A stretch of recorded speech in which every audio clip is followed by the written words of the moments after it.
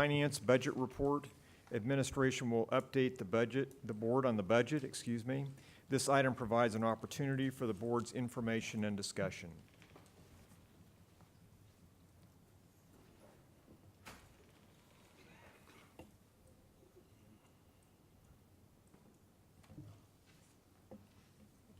Good evening and welcome. Good evening again.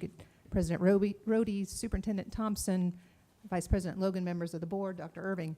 I was kind of hoping for a little bit more calendar discussion so it wasn't so obvious I was following Terry Moses, and she's a hard act to follow. She's one of the best speakers I think we have, and we're very lucky to have her. I think both presentations tonight demonstrated some of the wonderful things that are happening in the district, but also demonstrate some of the powerful need that our district has in relation to the need for resources to continue to chip away at some of the cuts that we've made over the years and to rebuild some of these programs. And as you'll see tonight in this presentation, we're not going to get there. We didn't get there last year. We're not going to get there this year, but we're going to continue to chip away at some of these needs, knowing that it is impossible to meet the tremendous amount of pent-up demand and the tremendous number of areas that need resources in our district. But we want to kind of cover this kind of 50,000-foot view of how we're attempting to put the fiscal year 19 budget together. But since it's been a while, let's start out with a recap once again of where the school finance formula has situated us for fiscal year 19. If you recall from our meeting in May, we will receive a base aid increase. Base aid per student will go from $4,006 annually to $4,165 per student. That's a 4% increase.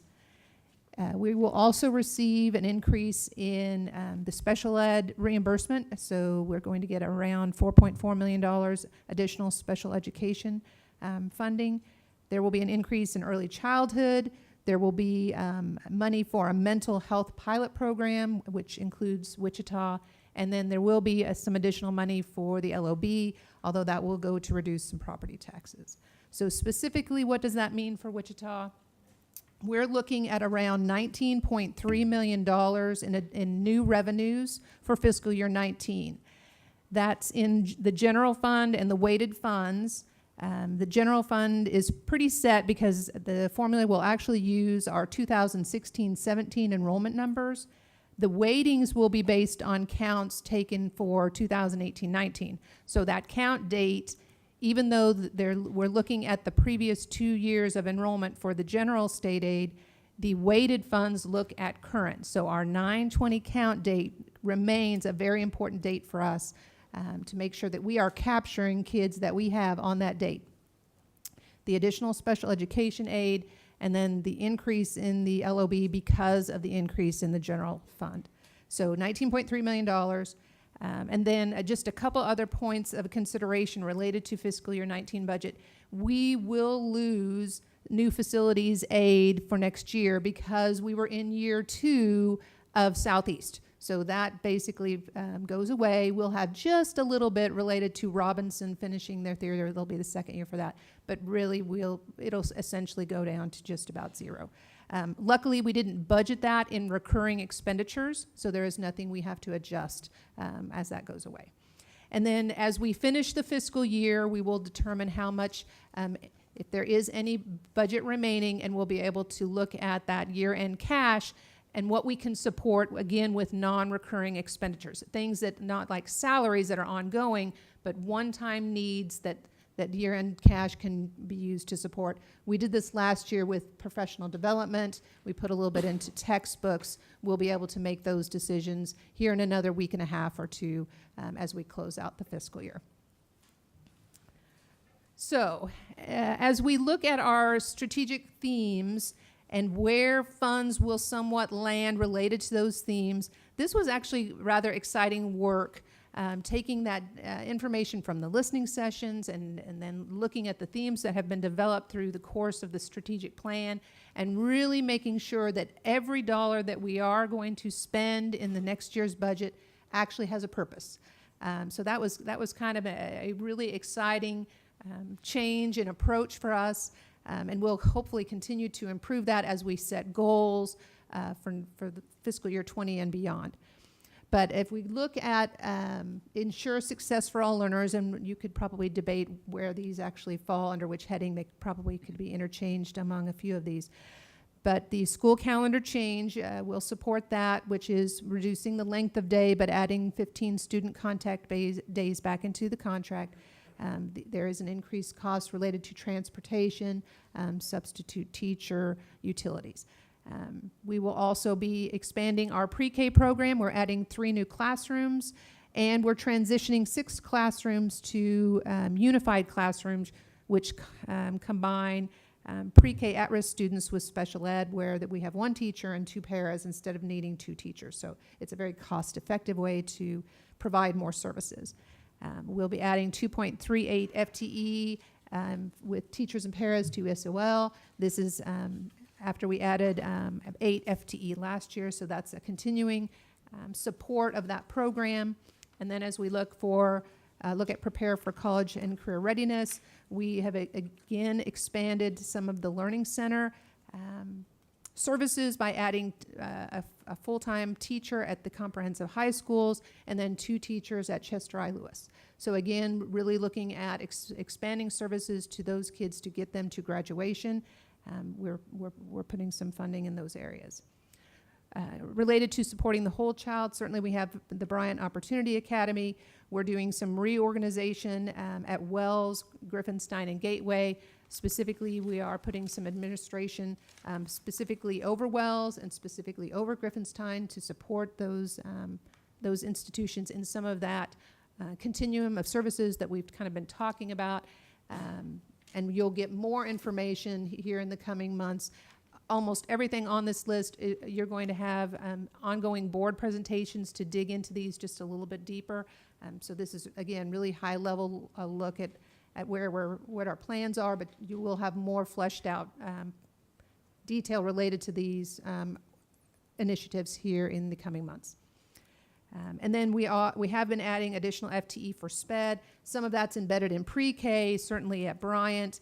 We've added some categorical positions, and then we are trying to support administratively, because with all of these initiatives going on, we have to have some administrative support to manage the programs, because we want to be successful at everything we're trying to roll out. We need to have some oversight and accountability related to those initiatives, so we're going to build that infrastructure as we're going.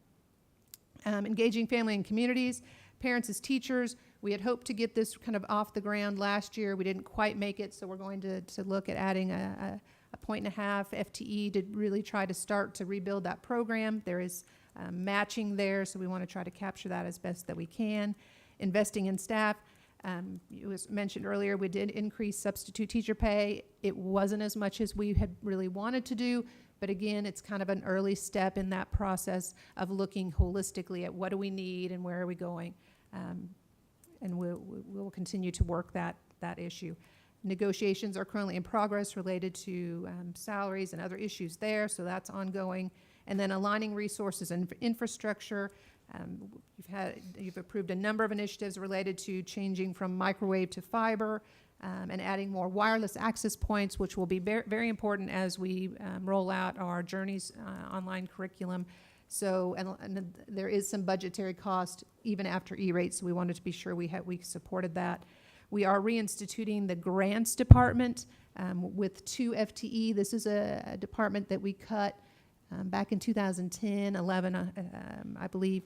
This is an area that has seen an extreme amount of growth as far as workload, because a lot of the KSDE initiatives now, you have to write an application to receive funds. So we just had to write an application to receive some safety dollars. Pre-K, you have to write an application.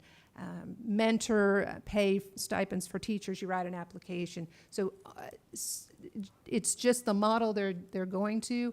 So on top of your leaders who are already fairly stressed with workloads, we're now adding this additional responsibility of all this grant writing related to receiving as much funding and capturing as much funding as possible. We needed just a little bit of relief on top of going out and searching for additional grant opportunities that isn't through our state, it's through private funding or whatever the source may be. A good example of this would be the restoration work at McCormick, the school museum. There is restoration grants available, but we haven't had the resources to go get those grants. We haven't had anyone looking at writing something like that. So that's one of the early initiatives we're going to look at, is that building needs windows and paint and those kind of things. Can we capture some grant dollars to go get that done? So that's exciting for all of the districts, so that we can continue to do and meet some of these needs that you're hearing here tonight. And then our fixed cost increases will be addressed. You'll see the theme that we didn't really attach any money to at this point was the Communicate to Build Trust. That's obviously a work in progress. We're embedding that in a lot of the presentation work we're doing, and we're working, at the district level to break down those division silos, work more collaboratively, and you'll continue to see work in this area. We just don't necessarily anticipate it being a budget-specific item at this point. And what we did is kind of to recap last year's initiatives, kind of in that same format, so that we made sure that we were aligning with those same themes, is we kind of took those highlighted items from last year's budget. If we were looking at ensuring success for all learners, we had a very successful rollout of the homework hotline. We did middle school and high school tutoring programs. There we did some STEM purchasing, some VEX kits for middle schools. And then we had, I mentioned earlier, the 8 FTE for the ELL program. We expanded learning centers last year as far as making sure those had all-day programs for students. We invested in staff and curriculum to meet social emotion student needs, the second step, and a staff person that we hired, so we met that need as well. Investing in staff was kind of the primary focus in last year's budget. We instituted the Opportunity Teacher Leader Program.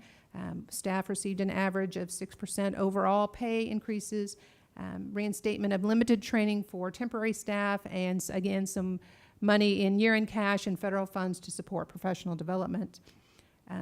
Under the Aligning Resources and Infrastructure, again, we used some one-time year-end cash to support the new curriculum adoptions, and then we did make some serious headway on technology. We purchased almost 7,000 Chromebooks, and we refreshed almost 9,000 PC computers. So I think it was a very successful budget year for the most part. Hopefully we'll have a nice year-end close next week, and we'll be off and running. Okay, so I had to put one clip art for you. This is the watched pot doesn't boil, but waiting on the Supreme Court decision is certainly where we've been since May 22nd. We had kind of hoped we might be able to update and take this slide out, but it's remained in here. But a quick recap of the May 22nd oral arguments, since we've not really visited since that date. The state urged the court in their opening arguments to keep schools open. That was very important to the state. They wanted the Supreme Court to accept the new school finance law as it was proposed and dismiss the Gannon lawsuit outright. So that was their kind of three main pillars. The plaintiffs argued that the new law fell short of what Kansas students need to succeed, and that they felt that an additional $500 million to $2 billion plus an inflation factor would be necessary, and that the court should maintain jurisdiction because of the past behavior of the state related to funding. So some of the highlights of note is the state did argue that they were adding $1 billion more for education, but the court noted that it was going to take them over 5 years to get there. So that may be the biggest issue the state has to overcome, is the timeline of the amount of how the money is moving into the system. The state did somewhat abandon its own cost study. I don't know what to say about that, other than they just didn't choose to talk a lot about it, let's put it that way. The state did stipulate, which was an interesting change, that money does matter in education. So that was, I think, a very important statement, and they said it a couple times, that money does matter. They just felt that they were putting in enough money.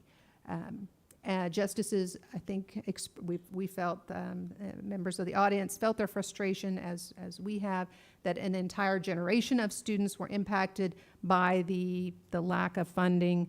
In fact, that not only the lack of funding, but the cuts to funding, that we will never be able to recap with those students. So just as a reminder, the possible decisions that the court can exercise is that certainly they can find that the school finance formula meets both adequacy and equity under the Constitution, and the House sub for SB 61 would go into law effective July 1st, or the Supreme Court could reject some parts or all of the school finance formula.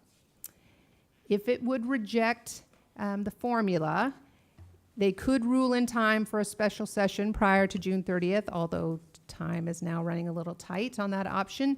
And the legislature possibly could have a fix by June 30th, but things would really have to click pretty quickly at this point for that to happen. The Supreme Court could allow House sub for Senate Bill 61 to go into law and give the legislature another year to make fixes. They could grant schools the opportunity to continue to operate while the legislature returns for a special session in July. Or they could order a partial or full shutdown in July until the formula meets constitutional muster. So those are kind of still those same options that are on the table, that we're waiting to see what might happen. How that, again, impacts our timeline. Next Thursday, we'll meet to approve, for the board to approve final fiscal year 18 business. And then we've got the 2 dates sitting out there in July, the 23rd or the 30th, for possibly a tentative first draft of the 19 budget, assuming budget forms gets released and none of the previous slide activities come in and impact our ability to have this transaction happen by the 23rd or the 30th. Our goal is to have a budget ready for the board to schedule a public hearing and budget adoption on August 6th or the 13th, with the actual public hearing then with the budget adoption on August 20th or 27th. So we're keeping those dates right now still on the calendar to make sure we have some flexibility, because we're still somewhat in the land of the unknown as far as what's going to happen with the court. So kind of our takeaways tonight, the district has over $19 million in new funds from legislation passed last year and this year. The district has moved forward with plans to expend those funds that align with the district's new strategic plan themes. The question whether the formula meets constitutional adequacy and equity is still in the hands of the Supreme Court, and we are still awaiting that decision. There is still some uncertainty as to whether the district might have a summer shutdown. So that possibility, I don't want to get too much into the doom and gloom, but I do want to reiterate the possibility still exists. And then we still, in the budget department, are waiting for the state budget forms, which of course will wait until the Supreme Court makes their decision. But we are hopeful that we will have a first draft budget to you in July for review. And at that point, we're ready for questions. We'll start with Stan. Thank you, Mike. Susan, first off, is Grow Your Teacher, and actually maybe this may be for Dr. Thompson, is Grow Your Teachers the same as Parents as Teachers? No, Okay, it's two separate efforts. that is correct. Parents as Teachers is an early childhood program for 0 to, I believe, Shannon, 3, before they come to pre-4, 0 to 4. And we can definitely bring a presentation and tell you about it, a little bit more about that. But then the Grow Your Own Teacher program is a program in which we are growing our special education teachers, as well as, I believe, that's what we're doing this year. This term is just special ed, so we're growing our own teachers in that area. And I know I know in workshops we've talked about wanting that again, or is it still here with us, or? We will begin the programming for this coming fall. So it was dormant for a while. Yes, sir. Okay. All right.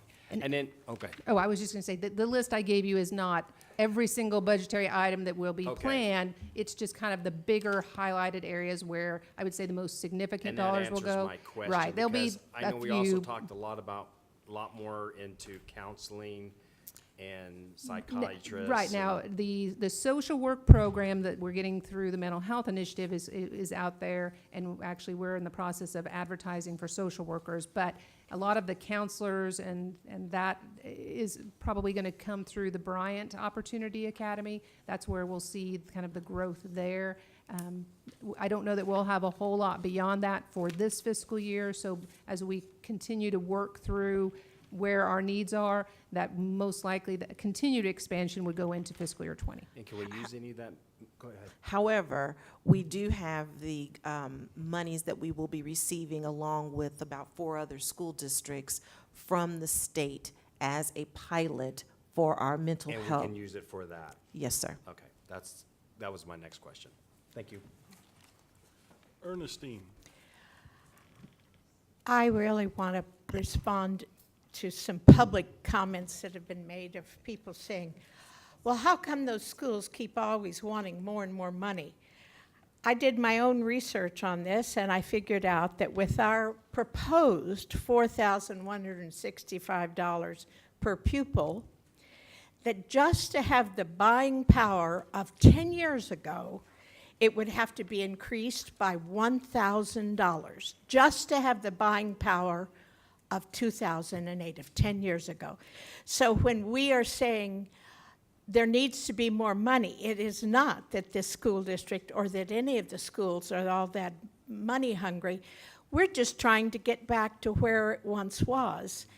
And it wasn't all that wonderful back then, but $1,000 per pupil would make a big amount of difference.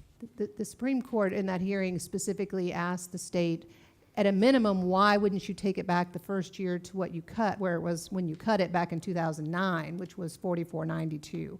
And they couldn't really answer that other than we're putting money into the system, we're putting money into the system. But that was definitely a point made over and over again by the court members were, why wouldn't you do this? Why wouldn't you just, at a minimum, take it back? Because that's where it was, and it wasn't, that was 10 years ago. Well, to me, there's a public misperception.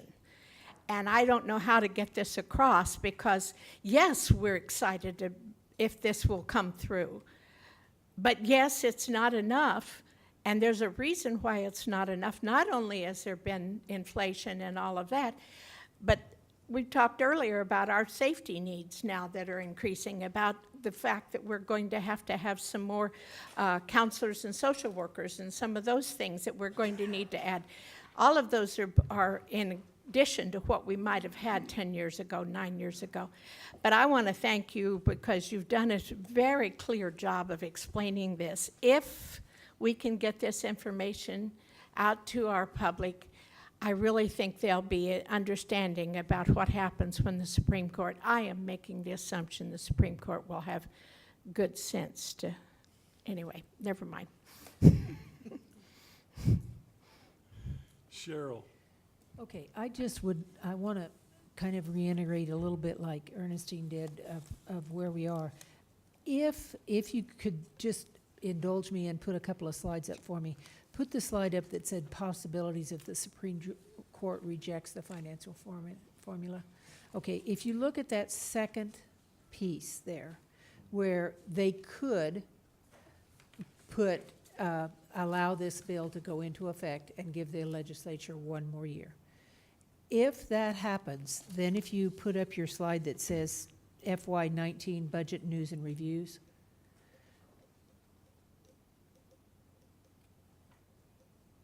I'm sorry, which slide was yeah, that? FY19 budget news, Yes, I'm revenue there. estimates. I'm sorry, I misread you. it. Okay, if you look at that slide, you'll see that our general fund and weighted funds goes up by rounding $14 million. And out of that $14 million, what do you estimate our fixed costs will go up? Last year, I know it was $8 million. What do you? kind of ballpark? Of course, we had some carryover problems with fixed costs because we had kind of borrowed against ourselves. So normally our fixed costs will run $4 to $5 million, but that's not including any sort of salary package. That's just truly utilities, those cost, contracts that are based on a standard increase for inflation. So nothing outside of a couple just standard, and that's if we don't get hit with a property casualty insurance increase. Because sometimes those can add another $2 million to normal fixed costs. So am I fair in rounding to 5 million? Easy. Okay, so say we have 5 million in fixed cost. If you subtract, which is where that has to come off, that first line, off of the 13,880. So if we subtracted that out, we're looking at roughly $8 million left. Correct. Out of that $8 million, everything that you put up on what we want to do to match to our strategic plan and our teacher and staff funding increases have to come out of that $8 million. It costs us how much for a 1% raise? $3 million. 3 million. So everything we have to do in this district, because the other funding streams that we've got there are fixed. I mean, we can't use those for. They're targeted, yes. They're They're targeted very funds. targeted. So Mhm. basically, our money that we're working with is the roughly 14 million. Right, taking- there's pieces and parts in some of the target funds that are salaries, but you're right on target. Okay, so we're really looking at, and I just hit that and put my name on 14 times, sorry about that. We're really looking at roughly $8 million to do everything that you listed at the beginning and give our staff raises. Without looking at other kinds of budget adjustments, yes, yes. That's not gonna go very far. And where it gets even more dicey is in the outlying years when that 14 million drops to 9 to 10. Then That's it right. becomes even more challenging. It's just crazy. I'm waiting every Friday with bated breath to see what the Supreme Court does, and hopefully it's gonna come soon. Thank you. I have I don't know what it is. On this slide, you talk about the loss of new facilities funding, which got me to thinking that our newest buildings are a couple of years old, but our 2000 bond are almost 20 years old now. And our older buildings are getting to be a century-year-old, The average age of our buildings is 57 years old. which is older than me. Not me? I'm already in trouble tonight. And I got to thinking why aren't we pushing for old building funding?